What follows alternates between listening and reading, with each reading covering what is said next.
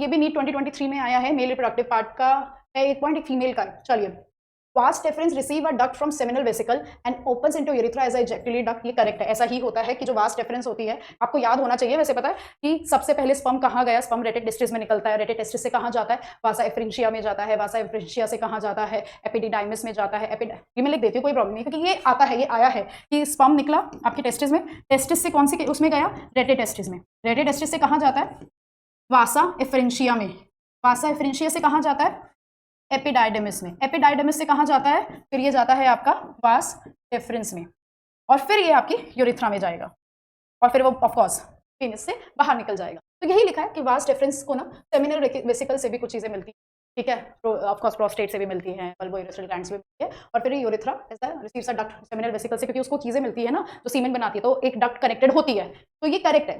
The cavity of cervix is called cervical canal, in which along with vagina forms a birth canal. That is also correct. ये वो जो cervical canal होती है, cervical canal, और vagina को birth canal बोलते हैं, correct है. So answer is both, yeah, D. Statement 1 and statement 2 both are true. ठीक है, ये जो है ना, ये याद रखना है, ये पूरा के स्पर्म रेटेटेस्टिस से वासा एफ्रिंशिया से एपिडाइडमिस से vas deferens and urethra, vas deferens में seminal vesicle, bulbourethral gland, prostate gland जो ये सब होते हैं, इनकी सिक्रेशंस भी इन्हें मिलती है।